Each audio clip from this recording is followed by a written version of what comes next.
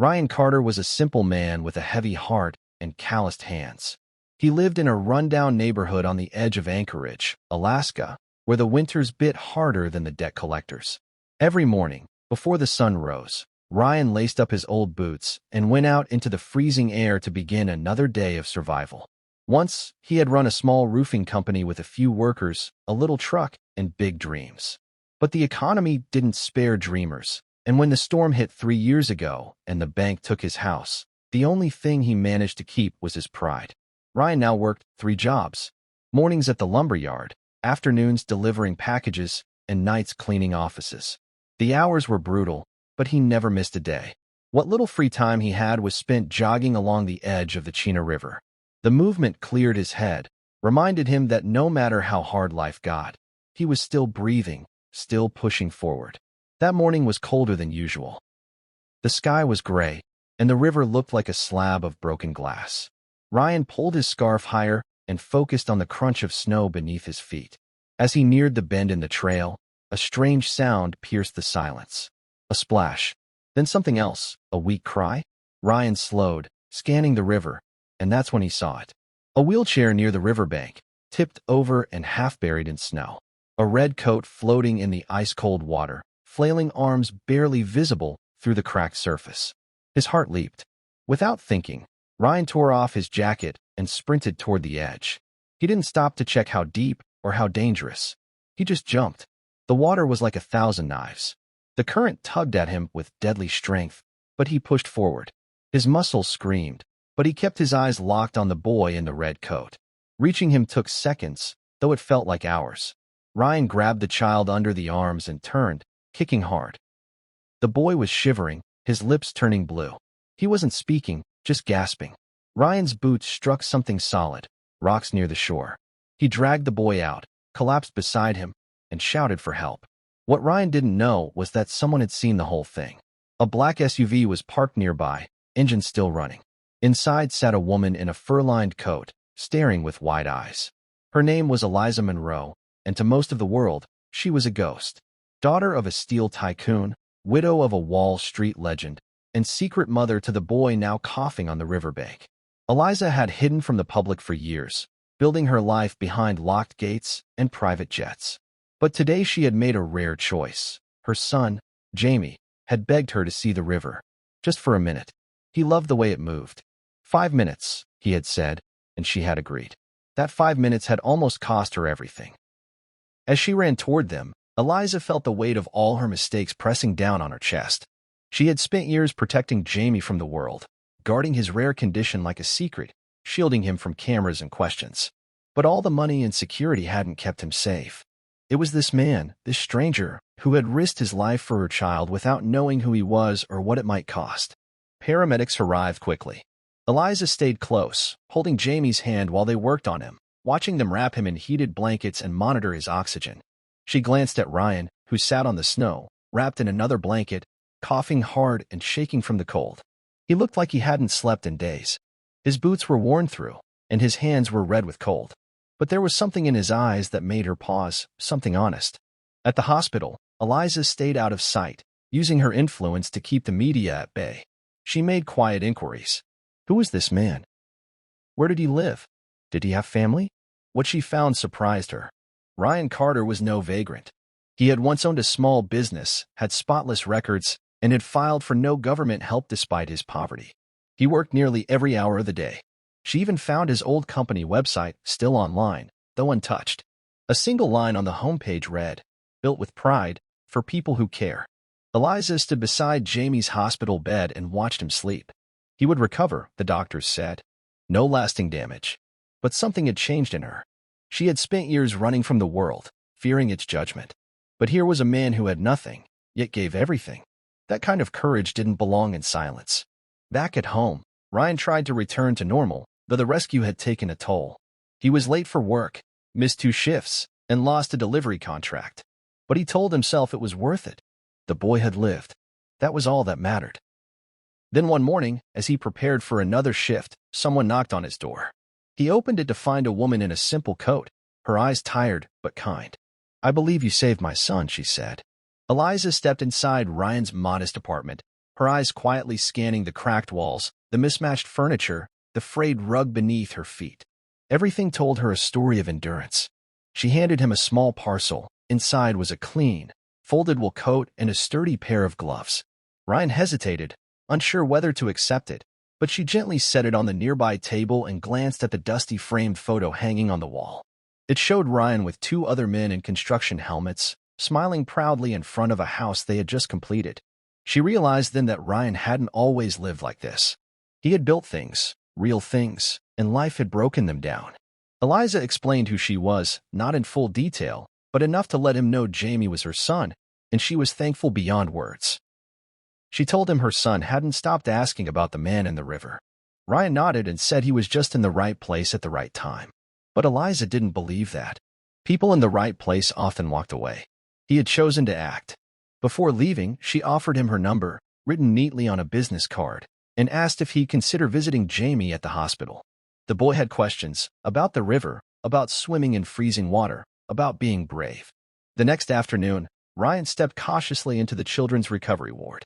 Jamie's face lit up at the sight of him. The boy, now out of danger, had tubes removed and color returning to his cheeks. Ryan sat beside him and explained what had happened that day, the cold, the pull of the current, the point where he nearly let go but didn't. Jamie listened closely, then told Ryan he wanted to be brave like that too. From then on, Ryan visited every other day.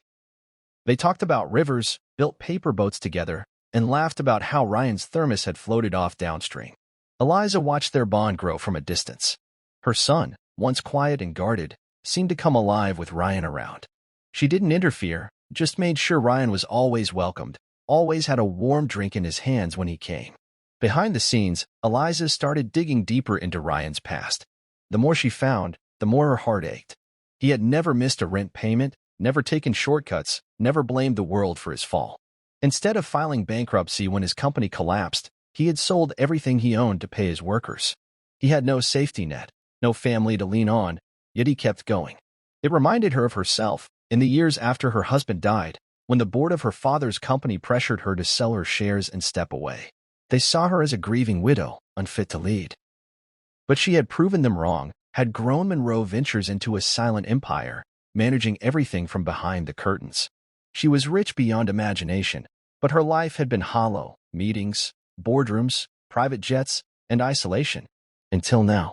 Eliza made arrangements quietly. She ensured Ryan's missed work was covered with paid medical leave. She sent a discreet transfer to clear his remaining medical bills.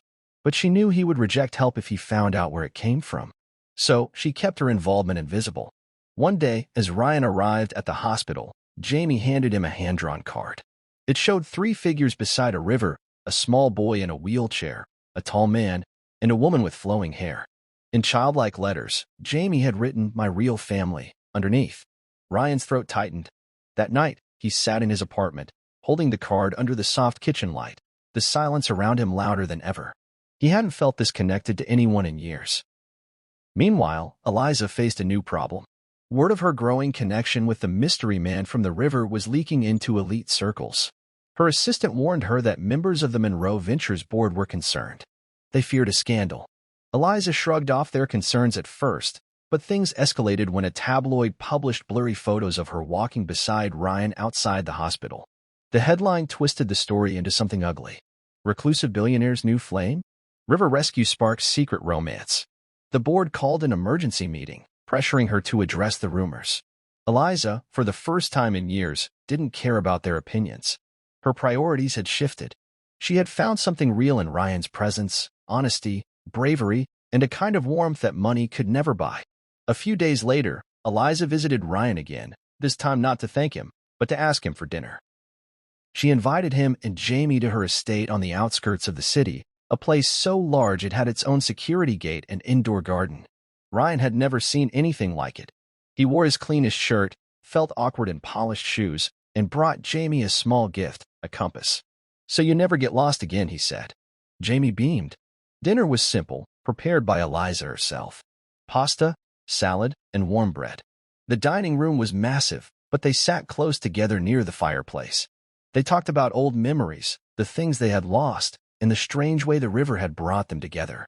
For the first time in years, Ryan laughed freely. As winter deepened, the three grew closer. Ryan started helping Jamie with a school science project about water currents. They spent afternoons building a model of the Chena River in the estate's large sunroom. Eliza would often watch them from the hallway, her heart fuller than she had thought possible. But not everyone was pleased. Members of the Monroe Ventures board began spreading whispers, warning that her involvement with a working-class man could damage the company's image. One board member in particular, her late husband's cousin Gregory, began stirring trouble. He hinted that Ryan had saved Jamie for fame, that perhaps the accident had been staged for attention. Eliza was furious, but knew that Gregory had power, and he wouldn't stop until he tore down what she was building. Still, she refused to give in to fear.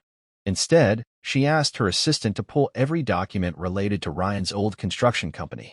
When she reviewed them, she found something that stunned her years ago. Her own company had unknowingly contracted Ryan's firm to build temporary housing units for flood victims. The work had been flawless, done under budget, and praised in reports. Ryan had been one of the silent heroes even back then. She printed those records, filed them, and tucked them into her briefcase. She was going to fight for him, not because he needed saving, but because the truth deserved to be known. The storm arrived in the dead of night, colder and heavier than the forecasts had warned. Winds howled across the Alaskan hills, snapping power lines and freezing the streets solid.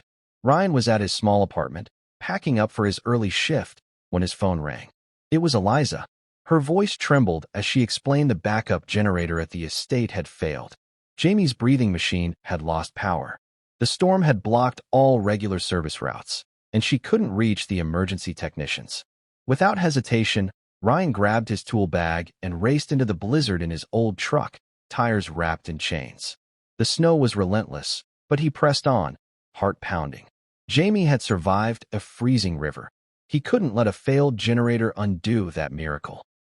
When he finally reached the gates of the Monroe estate, the trees were coated in ice and the air felt sharp enough to cut skin. Inside, the staff was frantic, but Ryan moved with purpose.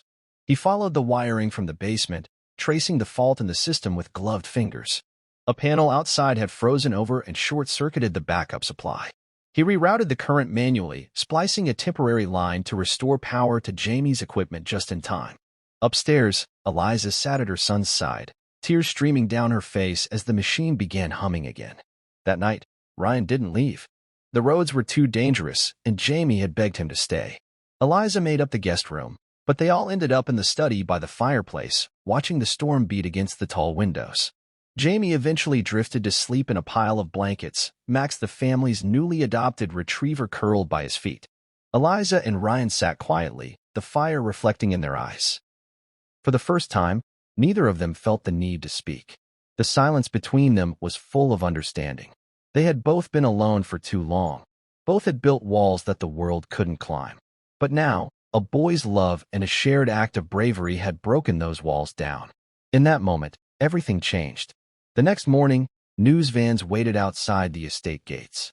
Somehow, the story had leaked. Photos of Ryan carrying Jamie during the blackout were already spreading online. Some called him a hero. Others, fueled by bored insiders like Gregory, began spinning a darker tale. That this entire story, from river to storm, was a setup. That Ryan had inserted himself into Eliza's life to gain wealth and status. Eliza held a press conference that afternoon.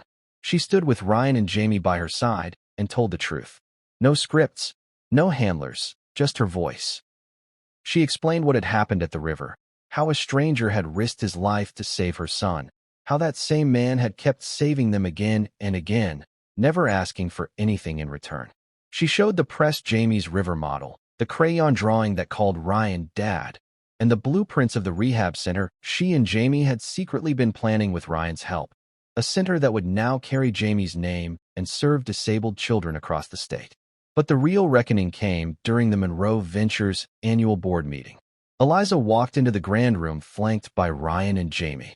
She laid out the facts: Gregory's manipulation of internal documents, his leaking of private family photos to the press, and his efforts to pressure shareholders with misinformation.